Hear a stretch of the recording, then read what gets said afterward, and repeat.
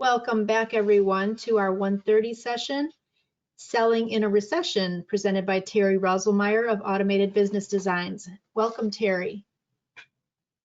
Thank you, Laura. So I guess I'll start with who is this Terri and who is ABD? First of all, ABD is a software development company specializing in a cloud-based front and back office solution for the staffing industry, and our software is called UltraStaff Edge. As for me, I founded the company in 1982, fielded a few recessions, so I thought I would share with you what I learned about selling in a recession. So what we're going to cover today is a little bit about what history teaches us. We're going to talk about adapt and thrive to survive. We're going to talk about 3 crucial strategies. Of course, I left that for the end. And do you have the right DNA? So first, a very smart man once said, in the middle of every difficulty lies opportunity. We have a choice, and we always have to remember that we do have a choice. The path on the left is fear. The path on the right is opportunity. So let's choose opportunity. But before we stroll down the path of opportunity, we have to go back. So I selected a few events that have affected the staffing industry throughout the years. So first, let's look at 1981-82 recession, year and 4 months. 1989, we had a San Francisco earthquake. And the reason that is relevant to the staffing industry is because the ASA conference was held in San Francisco that year. So it was all torn up, but everyone went. And the one thing you learn is that staffing is one of the most driving industries to be found. Staffing is actually almost synonymous with survival because staffing firms survive and they make it through it no matter what. 1990-91 had a recession for 8 months. Chicago flood in 1992. I remember that one because 250 million gallons of water flooded the downtown Chicago. And we had staffing companies actually carrying their servers down 15 flights of stairs so that they could do payroll at another location. Of course, that was before remote. September 2001, we had 9/11, very sad. Again, the ASA conference was held in New York that year. And ASA asked all vendors to stick with it and staffing firms to stick with it and attend so that we can support New York. And we went. The city was literally smoldering when we were still there, but we went. To boot, March 9, 2001 to November of 2001, we were actually in the middle of a recession as well. So you had double, but everyone survived. August 2005, Hurricane Katrina affected lots of businesses. 2007-9, 1 year, 6 months recession. But let's look at something that's a little more similar to what we're dealing with now. Now, most of us don't remember 1957, but the Asian flu hit the United States, and we had almost 70,000 deaths nationwide. And so before that, the economy was growing at about 3% annually in 57. And then in the fourth quarter, it's important to note that it shrunk 4.1%. And so then the first quarter of 58, it plunged 10%. But then it picked up 7.8% for the next 5 quarters. 68, Hong Kong flu hit USA, 34,000 deaths nationwide. Again, another challenge. But then GDP grew 4.0%. Now let's look at now. So I got these figures as of last Friday. So we had 88,144 deaths nationwide at that time, which is, again, very, very sad.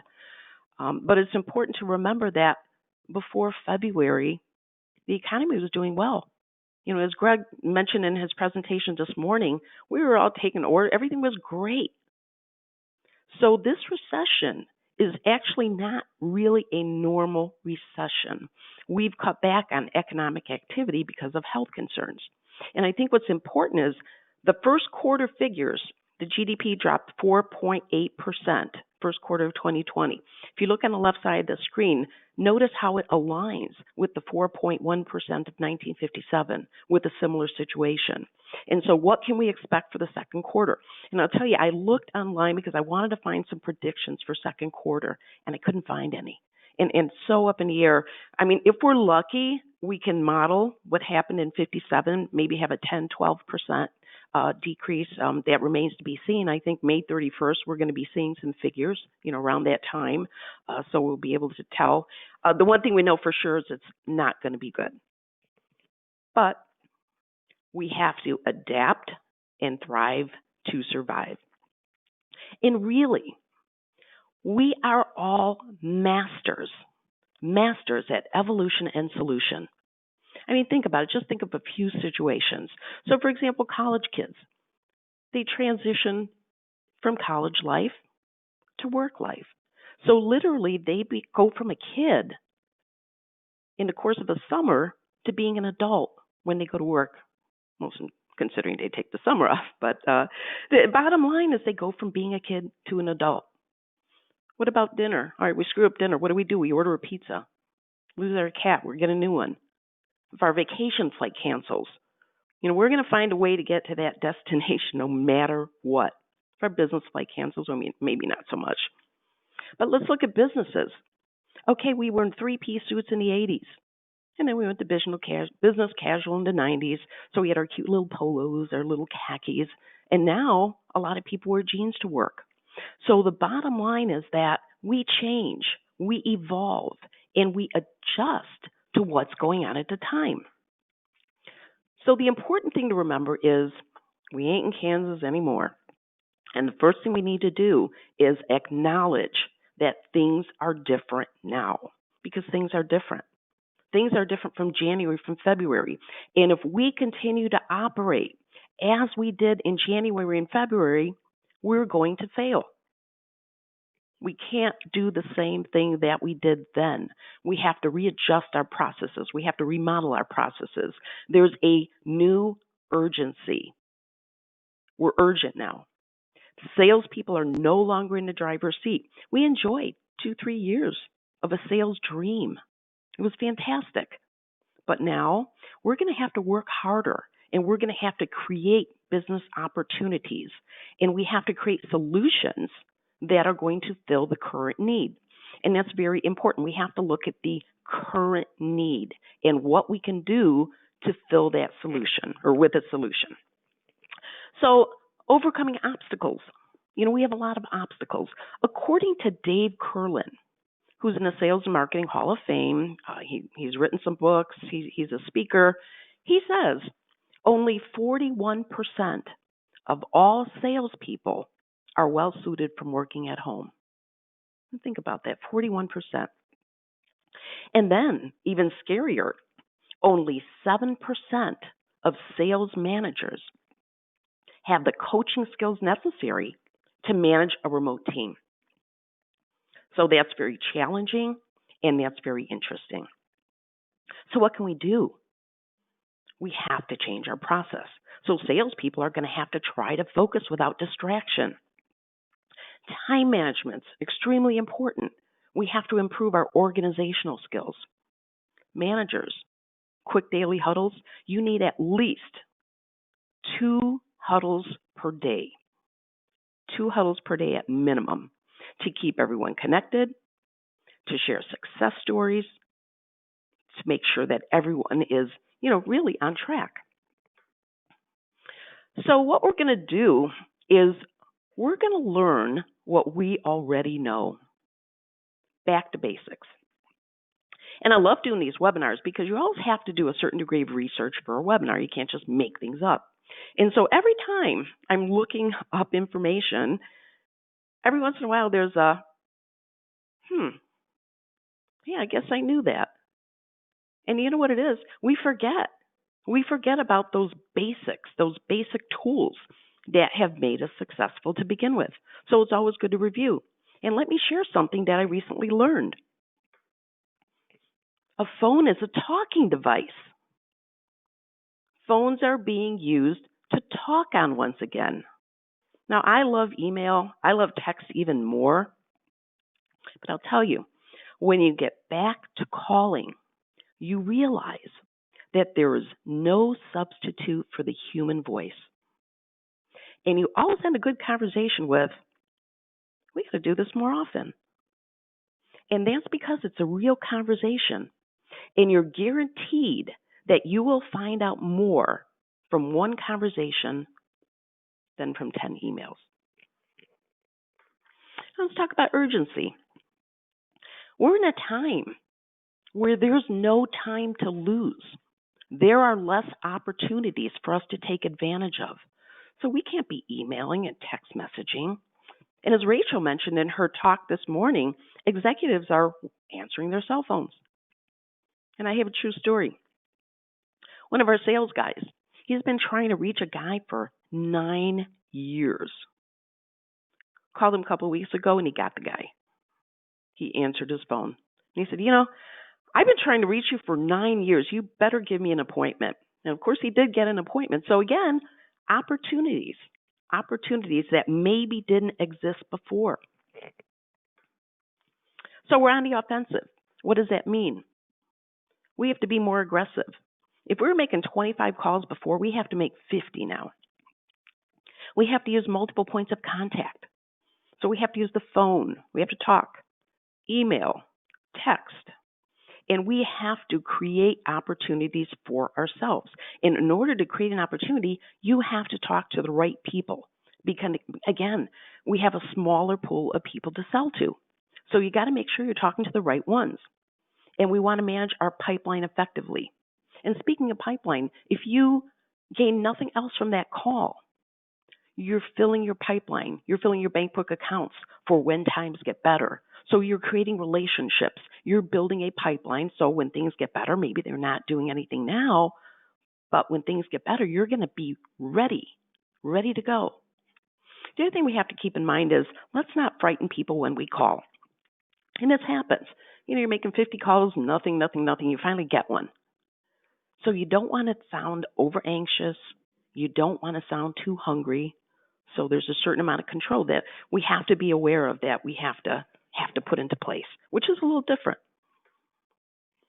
And we don't want to be sales whiners. So we want to think of reasons people will buy, not reasons that they won't. Separate star salespeople from the others, because star salespeople are always thinking of reasons that people will buy. You don't want to be the guy that walks into a sales or actually calls into a sales meeting today and says, I've been making all these calls. Nobody's answering the phone and, it's no use. You got the coronavirus, we're in a recession, nobody's buying anything. You want to be the one that says, my normal clients are on hold, but I found some new opportunities at ABC Company. Let me tell you about them. And that's salesmanship. And that's what we need more of now. We have to have salesmanship. There's always someone buying. Always someone buying. So Andrew, editor at LinkedIn, recently wrote an article. And what he did is he listed multiple companies that are buying now. And I couldn't list them all here. It was too many to type. But for instance, Instacart, they're looking for 300,000 contract workers. Amazon, they're always looking for people. Albertson, hiring 50,000 people for open roles. CVS Health, 50,000 people for various capacities. Walmart, 50,000 workers for distribution. Dollar General, 50,000 employees. FedEx, hiring 35,000 essential roles. Allied Universal, hiring 30,000 people for open positions. Pizza Hut, maybe you do hospitality. They're hiring 30,000 permanent employees as drivers, shift leaders, cooks, managers. You don't do permanent placement? Maybe now it's time to check it out. We have to remold ourselves. What about Ace Hardware, hiring 30,000 people to work at stores nationwide? Lowe's, 30,000 employees, meet demand created by coronavirus. Dollar Tree and their parent company Family Dollar, hiring 25,000 workers.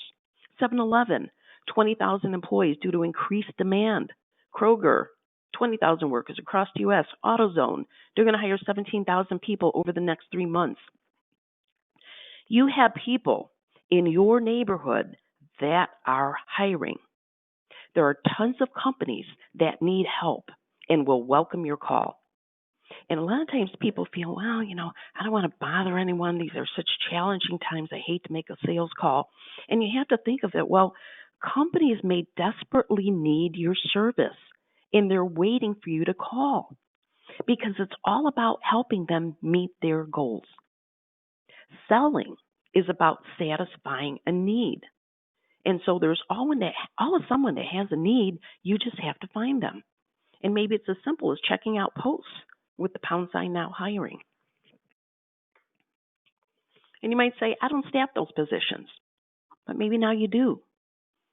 Again, we have to make adjustments. Some companies never come out the same after a recession. It's a totally different company. But you know what? They survived. And that's how you survive. You have to make adjustments if you're going to stick in your ways and not be open to new ideas, thinking out of the box. Those are the companies that go out of business, but not you. Qualify. Only 31% of all salespeople know how to qualify an opportunity. Okay, and qualified leads need to lead to sales. So it's a problem if you can't qualify. Again, we have a smaller pool of prospects. So we have to be working with proper people, the right people. So if we call a company and they say, well, we don't really have a budget now, I'll hang up and call a company that has a budget now. We have to locate needs. So maybe you call someone and they say, well, we're not hiring now. We don't have a need. Develop a relationship. Talk to them. People are willing to help each other today, especially. And so, you might want to ask them, well, do you know any companies that might be hiring? I know you're not, but do you know anyone? And they might say, well, you know what? I was talking to my brother-in-law the other day, and I think his company is hiring. Call this company. And you might call that company, and you might get an order. Or what about calling companies out of your wheelhouse? So maybe you don't deal with hospitals normally, but hospitals are getting a lot of calls today. So maybe their call center, maybe that is in your wheelhouse.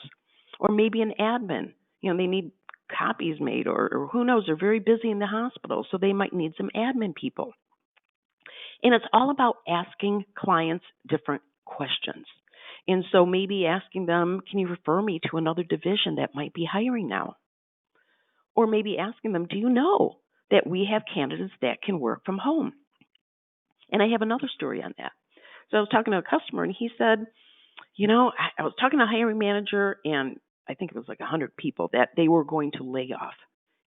And our customer said, well, did you know I can have those temps work from home? Would that be okay? And the manager said, well, I never thought of that temps could actually work at home. Do you have? And he said, oh, yeah, we have a program for that. And so, not one of those people got laid off. They retransitioned them to a home, and they're managing the job from there. So again, had they not asked that question, they would have lost that 100-person order, really. And the customer would have had a need that was not fulfilled. And it could be as simple as, what positions do you have open? They know you for forklift. They know you for assembly. They don't know you for IT or for admin. And they wouldn't think to ask. And it's not really their responsibility to ask. But you might ask, and they say, well, yeah, we have admin, we have this. And, well, we could help you with that. And they might be happy because they'll refer you to the manager that's running around with his hair on fire trying to find those people, and he couldn't. So we want to get creative. We want to dig deep. And we want to keep asking all of those questions. Another important thing is we have to be ready. We have to be ready. So we have to stay close to customers because competitors are calling. And so even if people aren't giving orders, stay close to those customers in some way, with a webinar, with a phone call, with an email, something. And have candidates lined up and ready to go for various opportunities. Again, we have to readjust. So we need to dig deep into our databases, search for keywords, reactivate inactive candidates. Maybe someone that you wouldn't have thought of placing before now is a good candidate because the need has arisen for that candidate. And you have them in your database. You just want to find them, line them up. You might not have used them for an opportunity in the past, but now now it's a very relevant candidate and you can place them. So let's line them all up. Reprioritize opportunities. And so what we want to do is we want to reclassify those hot prospects. So who's most likely to buy now? That's what we have to think about. So we have fewer leads, but we need to make more contacts. So in good times, we might have 50 people that we're paying a little attention to each of them. Now, what we want to do is we want to take 10 good qualified prospects and we want to make 15 to 16 contacts.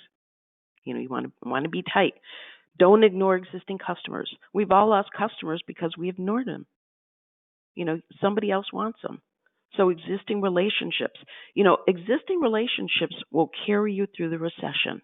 So you help your customer helps you. It's those strong, tightly driven relationships that take people through these times. And losing an existing client for a new business will always cost you more in the end. So customers are very valuable. We want to make sure that we're taking care of them. And right now, sad but true, someone is buying something from your competitor. And we can't always control that, but we do want to be ready to control it. Now, recession selling can actually be good. I go to a strength training class, and I've gone for years, and I pretty regular, go all year, but I don't go in January. You know why I don't go in January? Because you have those smiling, eager beaver new people that come in January. And you know what? They take my favorite spot. It's overcrowded. And so I don't go in January. I go in February. And you know what? February, they're all gone. And my core group is there, and we're all happy because these guys are gone.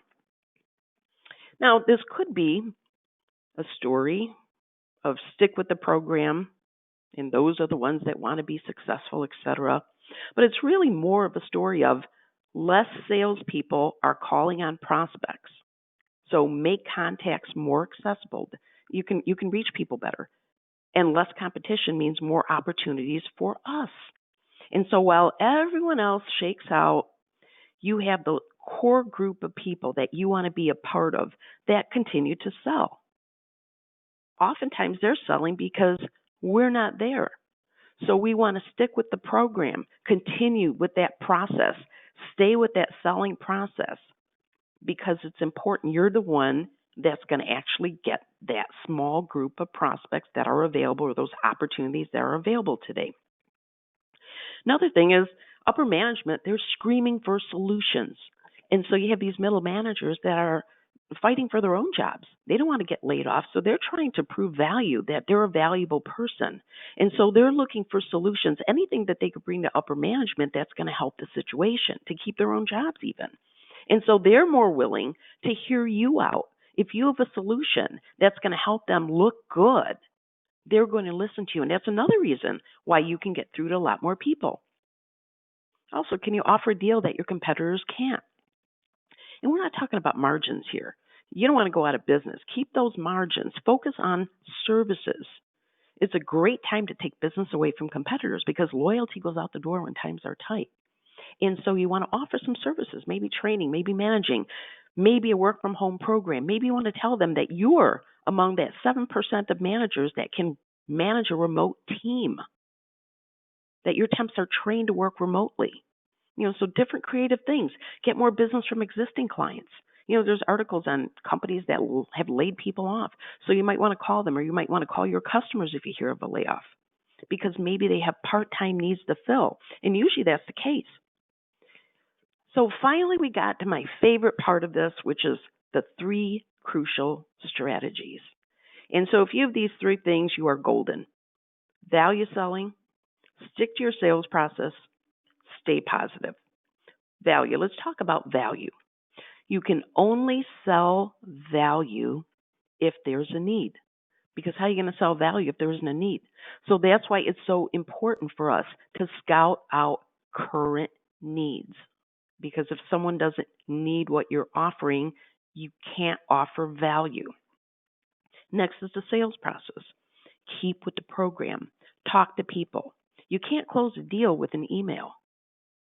Maybe you can, but you can close more if you talk. Staying positive, very important. You probably heard this in every single webinar that you've been in, and that's because it's true. One of the most important things you're going to have. Value selling. Only 41% of all salespeople have the ability to sell value. We want to be in that 41%, don't we? Stick to your sales process.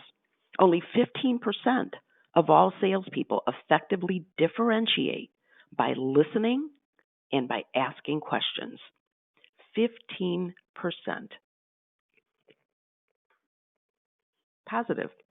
Enjoy your job, even when times are tough. There's always something good you could think of. If you're positive and everyone else is down, this could be one of the most successful periods of your career because nobody wants to talk to a Debbie Downer. You call, oh, hello, how are things?